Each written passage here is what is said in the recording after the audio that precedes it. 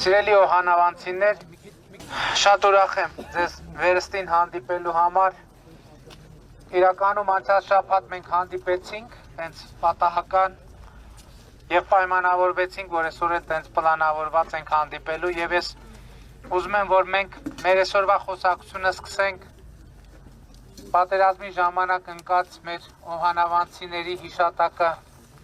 1 րոպե լռությամբ հարգելով եւ նրանց անունը բարձրաձայնելով իմիջայլոց անցած շաբաթ եկեղեցու մոտ էինք եւ զրույցների ընթացքում շատ ծանր փաստ արձանագրեցի ինձ համար, որ փաստորեն օհանավանում 2 ընտանիք կա, որ 2 զոհ ա ունեցել, մասնավորապես Մելքոնյան Սամվել Եղիշեի ոստիկանության ծառայող եւ Մելքոնյան Տիգրան Եղիշեի էլի ոստիկանության ծառայող, Մելքոնյան Գևորգ Միսակի ոստիկանության ծառայող եւ Մելքոնյան Կարապետ Միսակի էլի ոստիկանության ծառայող ու նաեւ Կարապետյան Վախթանգ Բորիսի Բալայան Արտյոմ Սերգեյի 1 րոպե լռությամբ հարգենք նրանց հիշատակը։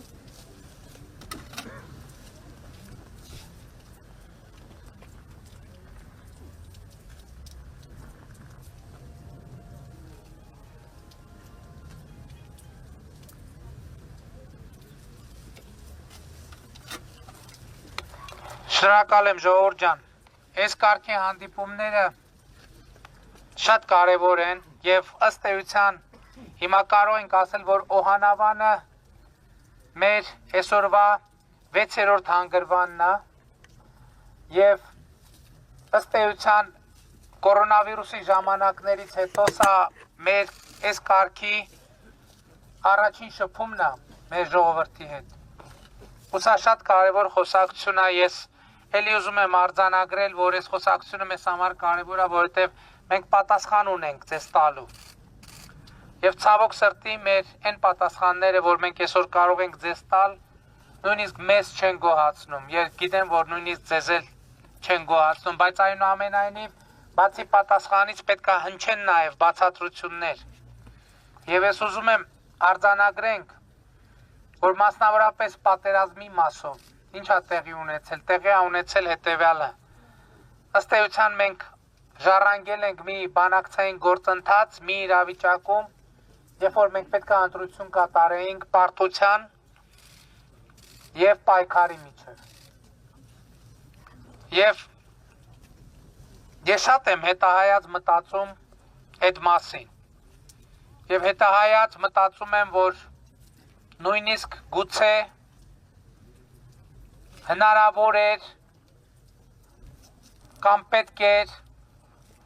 համակերպվել այդ պարտության հետ առանց պայքարի։ Ընդ որում ինչ նկատի ունեմ, որ բանակցային գործընթացը, եթե իրան այսպես շպարից ազատենք, մի իրավիճակում էր, երբ որ մենք պիտի համակերպեինք Արցախը փուլային եղանակով Ադրբեջանի կազմում թողելու մտքի հետ։ Բայց մենք հետահայաց, որ նայում եմ գուցե, բայց ինչ պատասխան էինք տալու, երբ որ մենք հրաժարվեինք մեր ժողովրդի իրավունքների համար պայքարից։ Ինչ պատասխան էինք տալու, երբ որ մենք առանց պայքարի հանձնվեինք, ընդ որում պարզ է, չէ, որ մենք պատերազմ չենք սկսել։ Մենք ընդամենը հրաժարվել ենք ընդունել այն պահանջներն ու պայմանները, որոնց մասին Մերժվածը խոսել է դեռևս 2018 թվականի ապրիլին ազգային ժողովի ամբիոնից որպես վարչապետի թեկնածու հանդես գալով։ Հիմա չեն խոսում այդ մասին։ Իսկ այն ժամանակ ինչ էր ասում էր բանակցությունները կանգնած են, որովհետև Ադրբեջանի ակնկալիքները բանակցային գործընթացից անիրատեսական են եւ անընդունելի մեզ համար։ Այսօր ասում են ինչի չէի գնում ստորագրեիք եւ այլն, այսինքն մենք պիտի անընդունելի եւ անիրատեսական պահանջներ ընդունեինք։ Ընդ որում ասում եմ դրա հանգրվանը Արցախը փուլային տարբերակով Ադրբեջանին հանձնելն էր։ Եվ այս խոսակցությունը գիտեմ, դեռ հեսա կհակադարձենք, այս բանավեճը կշարունակվի, այն ինչ որ ասում եմ կամ ապացուցելի է, կամ փաստերի համադրման արդյունքում կարող ենք ի ցույց դնել վերլուծությունով հասկանալ։ Եվ երկրորդ արձանագրում, որ արել է, այնա որ այլևս չեն կարող հույս ունենալ, որ Ադրբեջանը իր ուխտադրուժ գործելակերպի համաձայն Ղարաբաղի հարցը պատերազմով լուծելու փորձ չի անի։ Այս երկու արձանագրումն է արվել մերժվածի կողմից 2018 թվականի ապրիլի։ Եվ ըստ էության, այո, այս պատերազմը անխուսափելի էր, եւ այս պատերազմում մենք հանդես ենք եկել այն գործիքներով, այն ինստիտուտներով, որոնք մենք 2018 թվականին ժառանգություն ենք ստացել եւ որոնք այս երկու տարվա ընթացքում փորձել ենք լավարկել։ Հիմա մեզ ասում են, եկավ բանակը գլխատեց։ Ով է բանակ գլխատել։ Ես ասում եմ ոչ մի, այսպես ասած, սեփական կադր բանակում չեմ նշանակել, ոչ մի, ոչ թե նշանակել եմ քիչ, ոչ մի, բանակի ամբողջ կադրային բազան մնացել է նույնը, ամբողջը, ինչ նշանակված է եղել Սերժ Սարգսյանի կողմից, այնտեղ տեղերի որոշակի փոփոխություններ եղել են, ոչ մի խնդիր։ Մովսես Հակոբյանը, որ գլխավոր շտաբի պետ ա եղել 18 թվականին, գլխավոր շտաբի պետի պաշտոնից տեղափոխվել է գլխավոր ռազմական տեսուչի պաշտոնի։ Սա շատ կարևոր արձանակ, ուզում են ասեն, որ եկա բանակը գլխատեց, ոչնչացրեց եւ տարավ պարտության։ Դա այն նույն կադրային բազան ա եղել, ինչ որ նշանակել է Սերժ Սարգսյանը։ Եվ հետագա իրադարձություններում մենք դա տեսանք, ցավոք սրտի, նրանց հաջողվեց, իհարկե, նրանց հաջողվեց բանակին ներքաշել քաղաքական գործընթացի մեջ, ինչի շատ վատ ծառայություն մատուցեցին բանակից։ Բայց մյուս կողմից ես ուզում եմ ասել, որ մենք պետք է հպարտանանք մեր բանակով, որովհետև այսօր Ադրբեջանի ղեկավարությունն ասում է Ղարաբաղի հարցը լուծված է, բայց մենք բոլորս գիտենք, որ լուծված չի եւ Ղարաբաղի հարցի լուծման շուրջ բանակցությունները դեռ պետքա տեղի ունենան։ Եվ դա մեր բանակի, մեր զինվորների, մեր նահատակների շնորհիվ։ Ինչ խոսք, մենք շատ բարդ իրադրության մեջ ենք գտնվում, բայց այդ իրադրությունը մենք պետք է հաղթահարենք իրար հետ աշխատելով, հանուն մեր երեխաների ապագայի մեր պայքարը շարունակելով, այլ բան, որ այդ պայքարի տրամաբանության եւ բովանդակության մեջ շատ բան պիտի փոխվի։ Մենք շատ բաներ պետքա վերանայենք, մեր շատ մոտեցումներ պետքա վերանայենք։ Եվ ես էլի ուզում եմ այս բանաձևը, այսօրվա բանաձևն է, որ եթե նախկինում մեզ համար առաջինը եղել է եւ դա նորմալ ընդունված բանաձև է եղել Հայաստանի Հանրապետության համար, որ նախ մեր ընտանիք հապապետությունը, մենք հիմա պետք է փոխենք նախ պետությունը, հետո մեր ընտանիքը։ Որտեղ պետությունն է, որ ապահովում է մեր ընտանիքի համար առողջապահություն, մեր ընտանիքի համար երեխեքի համար կրթություն, մեր ընտանիքի համար ենթակառուցվածքներ, սկսած ոռոգման ջրից, շարունակած հակակարգտային համակարգով, այո, առողջապահությունից, թոշակից, մեկից մյուսից, որովհետև մենք եկեք արձանագրենք, որ այն պետությունը, որը մենք ստեղծում ենք, այդ պետության ստեղծման արդյունքներն ենք մենք քաղում։ Մենք այսօր քաղում ենք մեր 30-ամյա պետության մեջ մեր ցանած սերմերի պտուղները։ Երբ որ մենք երկար ժամանակ ունեցել ենք մի իրավիճակ, երբ որ այո այդ բանաձևը աշխատել է, որ նախ երեխա ենք պահում, ով ինչ արել է, պաշտոնյաները, ով որ դե ինչ փախցրել է, ինքը իրան արդարացրել է, որ երեխա ենք պահում, ինքը չի հասկացել, որ այդ գործելակերպով առաջին հերթին իր երեխայի ապակային է հարված հասցնում։ Եվ մենք պետք է փոխենք, սա շատ դժվար է, ժողովուրդ, շատ դժվար է, հեշտ չի լինելու։ Բայց էլի ասում եմ, այս բանաձևը մենք պետք է գործածենք, տվեք Աստծուն, Աստծուն կայսրինը կայսրի։ Աստվածը մեր երեխեքն են, մեր ընտանիքներն են։ Կայսրն էլ մեր պետությունն է, բայց մեկը որին տվածը էլի գնում է մեր երեխեքին։ Որովհետև այդ պետության կարողությունից է կախված, այդ երեխեն նախակրթարան գնում է, թե չէ։ Նորմալ նախակրթարան ունի, թե չէ, նորմալ դպրոց ունի, թե չէ։ Նորմալ առողջապահություն ունի, թե չէ։ Այդ պետության վիճակից է կախված պետությունը մեր երեխաների անվտանգությունը ի վիճակի է պահել, թե չէ։ Մենք չենք կարող առանձին վերցրած ընտանիքում բարեկեցություն ստեղծել հնարավոր չի, որովհետև չկա ընտանիք, որ ինքը իր համար ճանապարհ կառուցի։ Ինքը իր համար կարա 50 մետր ճանապարհ կառուցի, բայց չկա տենց ընտանիք, որ ինքը Օհանավանից Երևան ճանապարհ կառուցի, դա պետությունը կարա անի, եւ պետությունը այն որակի ճանապարհ է կառուցում։ Ինչ որակի պետություն մենք իրար հետ ստեղծում ենք, ինչ որակի եւ չափի բյուջե մենք իրար հետ ստեղծում ենք։ Ես 2018 թվից անդադ ամենապրիմիտիվ տեղին եմ գալիս։ ՀԴՄ։ Այդ է, երբ որ մենք գնում ենք խանութից հաց ենք առնում։ Այդ Աստծո տված հացն մենք առնում ենք մեր ընտանիքի համար, բայց չպետք է կայսրին էլ կայսրին պետք է տանք։ Այդ ՀԴՄ-ն պետք է խփենք, որ այդ պետական բյուջե մտնի այդ փողը, որպեսզի դառնա ճանապարհ, դառնա բարեկեցություն, դառնա դպրոց, դառնա առողջապահություն, դառնա անվտանգություն։ Որտեւ արդարությունով է ապահովում պետությունը, եթե չկա նորմալ պետություն, եթե չկա նորմալ դատարան, չի ապահովելու այդ բանը։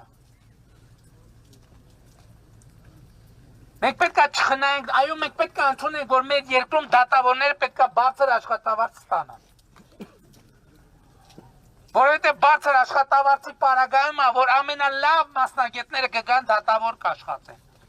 Որովհետև եթե այդ աշխատավարձը ցածր է, լավ մասնագետը կգնա, մի մասնավոր ընկերությունում կաշխատի, դրանից 5 անգամ ավել կստանա։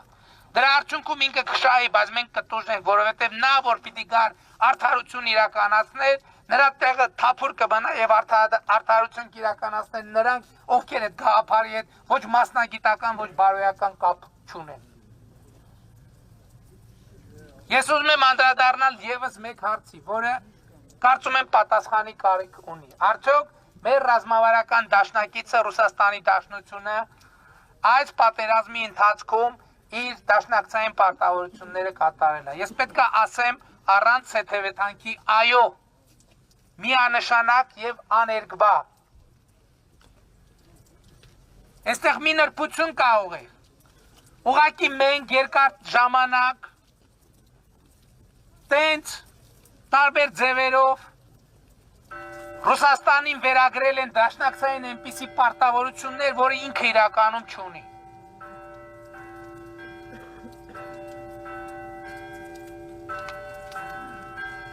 Սա շատ կարևոր նրբություն է, որտեղ մենք պետք է հասկանանք, որ Ռուսաստանը որպես պետություն, որպես նախկին խորհրդային միության ողնաշարը եւ առանցքը հանդիսացած պետություն պարտավորություններ ունի ինչպես Հայաստանի, այնպես էլ յետխորհրդային մյուս երկրների, այդ թվում Ադրբեջանի նկատմամբ։ Մենք պետք է հասկանանք, որ Ռուսաստանը Հայաստանի ռազմավարական գործընկերն է եւ բարեկամն է, բայց Ադրբեջանի թշնամին չի։ Եվ մենք պետք է հասկանանք, որ այդ դաշնակցային պարտավորությունները գծված են որոշակի սահմանի վրա։ Եվ ես ուզում եմ ձեզ ներկայացնել Սյունիքի հետ կապված այդ իրավիճակը, որ այդքան շահարկման տեղ է տալիս, կախված է հենց սրա հետ։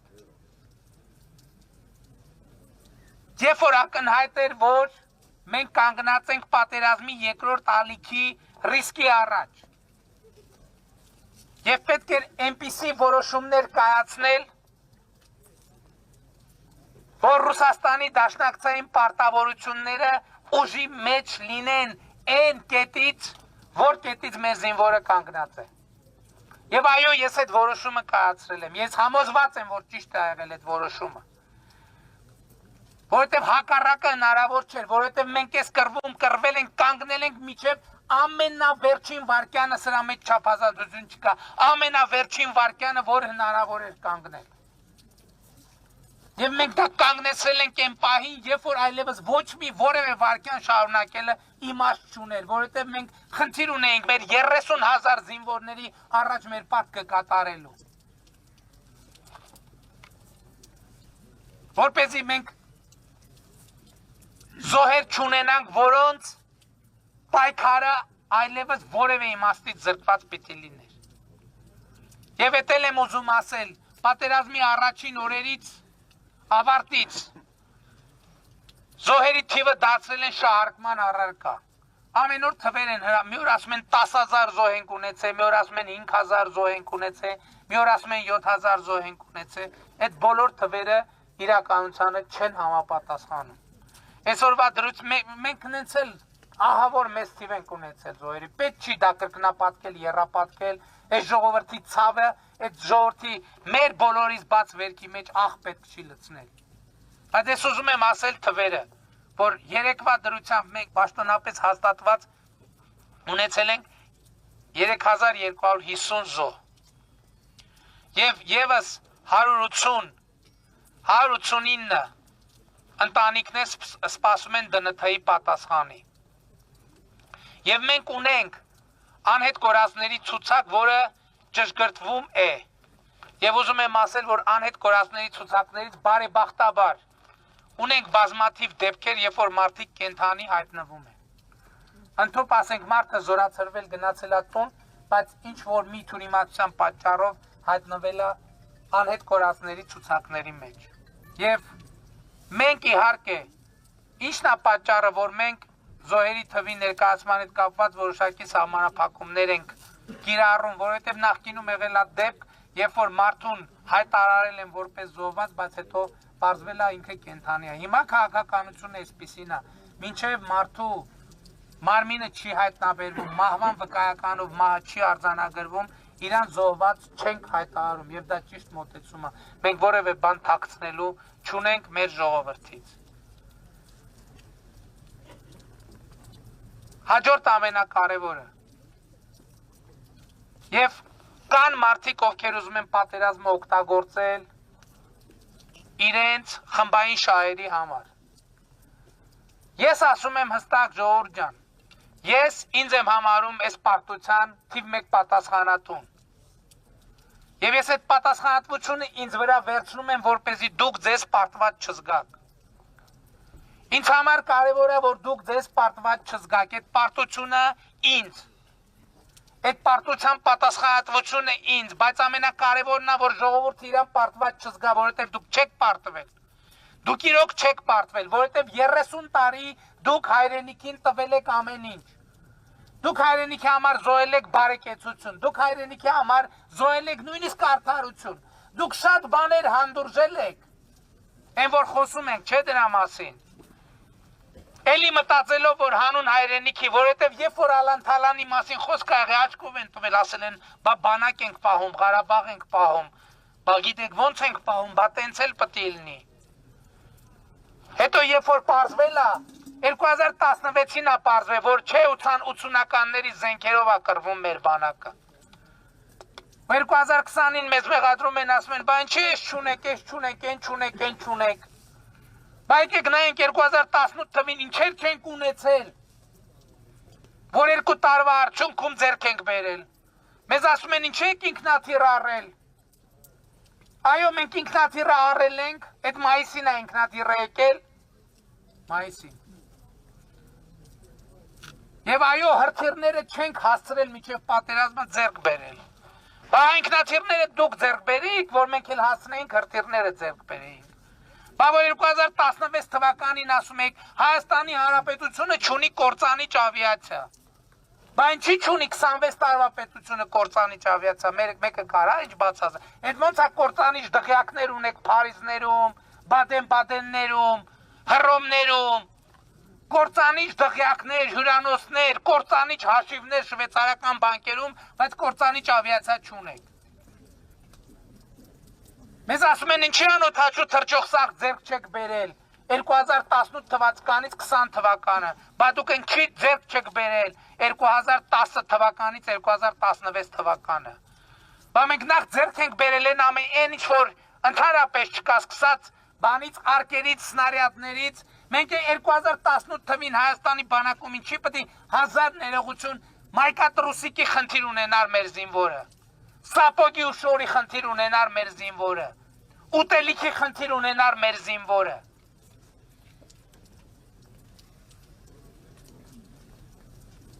Դուք գիտեք ինչի,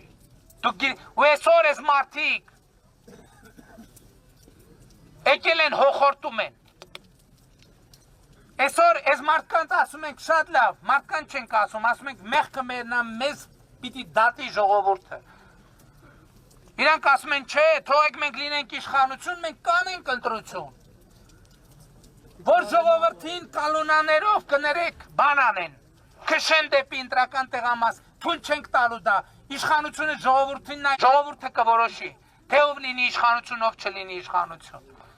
Մի հատ էլ ինձ բան են անում, խորհուրդ են տալիս, ասում են, բան, երաշխիքներ ապահովենք ուրիշ երկրում ապաստան գնաստացի։ Ուրիշ երկրում դուք գնացեք ապաստան ստացեք, դուք եք որ ձեր ամբողջ կյանքը մտածել եք, թե վերջում որ երկիր եք փախնելու, դրա համար եք Եվրոպայի մայրաքաղաքների կեսում բնակարաններ ու հյուրանոցներ ձեռք բերել, շվեյցարական բանկերում միլիոններ կուտակել, որ ձեր փախուստը ապահովի։ Ես կներեք ոչ փախչելու ցանկություն ունեմ, ոչ կարիք ունեմ, ոչ էլ կներեք նույնիսկ փող ունեմ, ոչ էլ նույնիսկ հասցե ունեմ։ Իմ փախնելու տեղը Ուջանն ու Օհանավանն է, իմ փախնելու տեղը Երևանն է, իմ փախնելու տեղը Հայաստանի Հանրապետությունն է։ Ես հետախուզման մեջ եմ եղել, չեմ փախել Հայաստանի Հանրապետությունից։ Ես ժողովրդի առաջ պատասխան ունեմ տալու եւ այդ ժողովրդի առաջ պատասխանը կտամ։ Եվ էլի ու էլի ասում եմ, թող մեր ժողովուրդը որոշի, որ ինձ պետքա գնդակահարել։ Ես այդ գնդակահարության պատի տակ խոնարհ կանգնելու եմ։ Հանուն նրա, որ պարտությունը իմը լինի, հաղթանակը ձերը։ Մեր այստեղ լինելու նպատակը միայն ու միայն մեկն է, ցանկացած պարտություն մերն է, ցանկացած պարտության համար մենք ենք մեղավոր, հաղթանակը ձերը պետքա լինի։ Հաղթանակը ձերը պետքա լինի եւ ժողովրդի դեմը խաղ չկա, ժողովուրդը պետքա պատասխան պահանջի, ինձնից էլ, իմ նախորդներից էլ։ Եվ մենք բոլորս ամեն մեկս մեր արժանի պատիժը պետքա ստանանք։ Էս պիտի անի ժողովուրդ, եւ ժողովուրդ սրանից մի միլիմետր չշեղվի։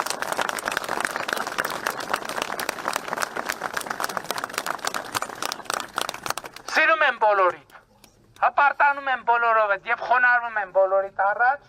Եվ շնորհակալ եմ ձեզ այսօրվա համար, որովհետև այսօրվա այցը Թավիշը վերջացրա, այդ թավիշը թարքու, թավիշ չկա։ Ինչ թավիշ։ Ճիշտ եք, հիմա էլ եկել է այնտեղը, որ ուզում ենք, բայց որոշակի բարդություններ ունենք եւ պետքա իրար հետ։ Եթե դուք որոշեք, որ մենք պետքա շարունակենք այս գործով զբաղվել։ Այսօր թավիշը վերջ տալու համար ամենամեծ պրոբլեմը դատական համակարգն է։ Հիմա հեշտ չի լինելու առանց ժողովուրդ տեսեք, Հայաստանում ուրեմն ավանդաբար իշխանությունը հենված է եղել մի քանի բանի վրա։ Փողի վրա, հանցագործ խմբերի վրա, ապօրինությունների վրա։ Մեր իշխանությունը ուրեմն ոչ փող ունի, նկատի ունեմ այսպես անձնական խմբային, ոչ բանդաներ ունի, ոչ էլ մենք կարողանում ենք հաշտ լինել որևէ ապօրինության հետ։ Մենք, այո, ճիշտ է, եւ խնդիրը գիտեք ինչ են ոմանք ոգևորվել, ոմանք ոգևորվել են, որովհետեւ մտածում են, որ ժողովուրդը այլևս ժողովրդի աջակցությունը մենք չունենք, որ ճիշտն ասենք մենք էլ տենց, մեզ էլ է դա պետք, որ դեկտեմբերից դրա համար մենք ասում ենք արտահերթ ընտրություններ, որ ժողովուրդը որոշի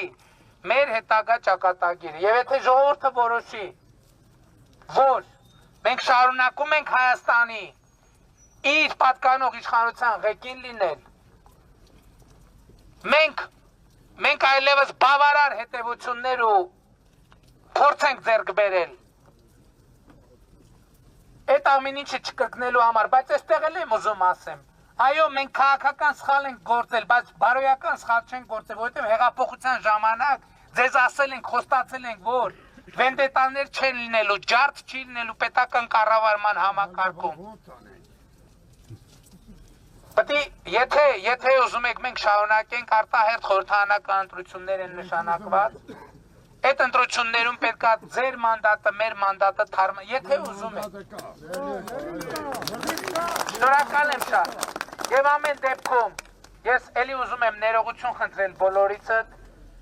ձեզ պատճառված բոլոր հիասթափությունների համար։ Ես արդարացում էլ չեմ ուզում գտնել մեզ համար։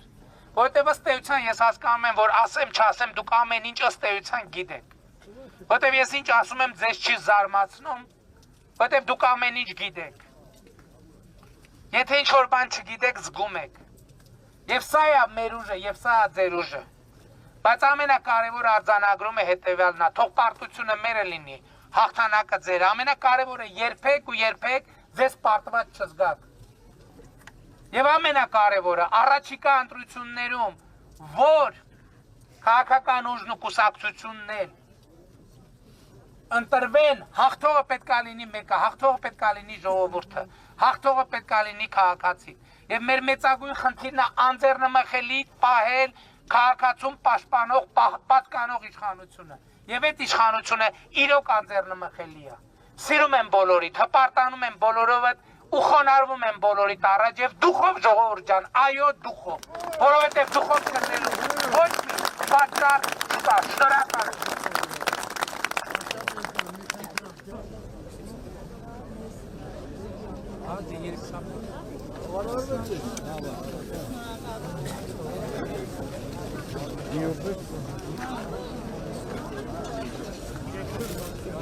Հեսա մի հատ է սենց կանգնեք, մի հատ է սենց կանգնեք։